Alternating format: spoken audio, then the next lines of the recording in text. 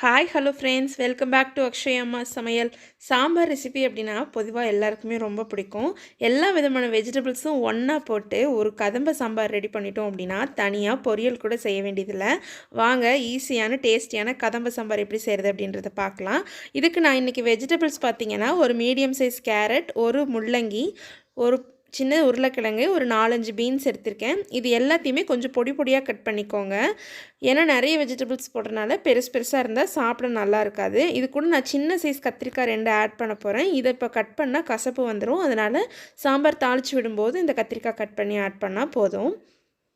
ஒரு கடாய் வச்சுக்கலாம். அது சூடாகட்டும். சூடாகிறதுக்குள்ளே ஒரு 2 இன்ச் அளவு புளியை ஒரு பவுலில் ஆட் பண்ணி தண்ணி ஊற்றி ஊற வச்சுருங்க. இந்த சாம்பார் ஃபுல்லாக ரெடி ஆகிறதுக்குள்ளே புளியும் நல்லா ஊறி வந்துடும். கடாய் நல்லா சூடானதும் ஒரு 3 டேபிள் ஸ்பூன் அளவு ஆயில் ஆட் பண்ணிக்கலாம். இது கூட ஒரு அரை ஸ்பூன் அளவு சீரகம் சேர்த்துக்கலாம். சீரகம் நல்லா பொரிஞ்சதுக்கப்புறமா கடுகு ஆட் பண்ணுங்கள். ஒரு அரை ஸ்பூன் அளவு கடுகு ஆட் பண்ணி கடுகு நல்லா வெடித்ததும் ஒரு 15 சின்ன வெங்காயம் முழுசாக அப்படியே ஆட் பண்ணிக்கோங்க. கட் பண்ணலாம் வேண்டியதில்லை, பெருசாக இருந்தாலும் பரவாயில்ல. இது கூட நீளமாக கட் பண்ணி வச்சுருக்க ஒரு பெரிய வெங்காயமும் இதில் சேர்த்துடலாம். இப்போ இதை நல்லா ஆயிலில் கலந்து விட்டுருங்க. இது கூட பார்த்திங்கன்னா 2 இழுக்கு கருவேப்பிலையில் சேர்த்துக்கலாம். இது எல்லாத்தையுமே ஆயிலில் நல்லா வதக்கி விடுங்க. இது ரொம்ப ஃப்ரை ஆக வேண்டியதில்லை. இந்த ஆனியனெல்லாம் சாம்பாரில் இருக்க ஆனியன் பார்த்திங்கன்னா ஃப்ரை ஆகக்கூடாது. அந்த சாம்பாரோட நல்லா வேகணும். அப்போ தான் சாப்பிட நல்லாயிருக்கும். கண்ணாடி பதம் வந்தது அப்படின்னாவே போதும். இப்போ பார்த்திங்கன்னா இந்தளவு நல்லா வதக்குனதுக்கப்புறமா பொடியாக கட் பண்ணி வச்சுருக்க 2 மீடியம் சைஸ் தக்காளி சேர்த்துடலாம். இது கூட சாம்பாருக்கு தேவையான அளவு உப்பையும் இப்போ ஆட் பண்ணி தக்காளியை நல்லா கலந்து விட்டுருங்க. நம்ம என்ன தான் வதக்கினாலும் தக்காளி அவ்வளோ சீக்கிரம் வதங்காது. அதனால் இதை ஒரு லிட்டு வச்சு க்ளோஸ் பண்ணி வச்சிடலாம். ஒரு 2 நிமிஷம் விட்டிங்க அப்படின்னா தக்காளி நல்லா சாஃப்டாக குக் ஆயிரும். அதுக்கப்புறம் நம்மளுக்கு வதக்கிறதுக்கு ரொம்ப ஈஸியாக இருக்கும். சீக்கிரமாக ஸ்மாஷியாக வதங்கி வந்துடும். இப்போ பார்த்திங்கன்னா நல்லாவே வதங்கிருச்சு. இதை நல்லா ஒரு 2 தடவை கலந்து விட்டதுக்கப்புறமா வெஜிடபிள்ஸ் ஒன்று ஒன்றா ஆட் பண்ணிக்கலாம். ஒரு மீடியம் சைஸ் கேரட், ஒரு முள்ளங்கி, ஒரு 4-5 பீன்ஸ் கட் பண்ணி எடுத்திருக்கேன், அதையும் சேர்த்துடலாம். இது கூட ஒரு மீடியம் சைஸ் உருளைக்கிழங்கு,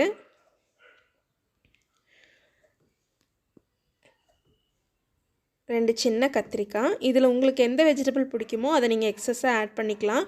கூடவே முருங்கைக்காய், மஞ்சள் பூசணிக்காயெலாம் சேர்த்துனிங்கன்னா ரொம்ப நல்லாயிருக்கும். சவுச்சவ் ஆட் பண்ணாலும் இந்த சாம்பாரோட டேஸ்ட் சூப்பராக இருக்கும். இது கூட ஒரு 1/4 ஸ்பூன் அளவு மஞ்சள் தூள், 1 டீஸ்பூன் அளவு மிளகாய் தூள், 3 டேபிள் ஸ்பூன் அளவு சாம்பார் பவுடர் ஆட் பண்ணியிருக்கேன். இந்த சாம்பார் பவுடர் கடையில் பேக்கெட்டில் வாங்குறது தான். நீங்கள் வீட்டில் அரைச்சி வச்ச குழம்பு மிளகாய் பொடி இருந்தாலும் இதுக்கு பதிலாக அதை ஆட் பண்ணிக்கலாம். இந்த பவுடர் மசாலா எல்லாம் சேர்த்துட்டு காயோடு நல்லா வதக்கி விட்டுக்கோங்க. இந்த காய்கறி எல்லாமே இந்த மசாலாவோட எண்ணெயில் நல்லா வதக்கும்போது சாம்பாரோட ஃப்ளேவர் சாப்பிட ரொம்ப நல்லாயிருக்கும். இது கூட நான் ஒரு 50 கிராம் அளவு துவரம் பருப்பை நல்லா குழைய வேக வச்சு வச்சுருக்கேன். அந்த பருப்பையும் இப்போ இது கூட சேர்த்துடலாம். பருப்பு சேர்த்ததும் இது கூட தண்ணி ஆட் பண்ணிக்கலாம். உங்களுக்கு சாம்பார் எந்தளவு வேணுமோ அந்தளவு தண்ணி ஆட் பண்ணிக்கோங்க. இந்த சாம்பார் கொஞ்சம் வாட்டரியாக இருந்தால் தான் நல்லாயிருக்கும். ஸோ எக்ஸஸாக நீங்கள் வாட்டர் கொஞ்சம் ஆட் பண்ணிக்கலாம்.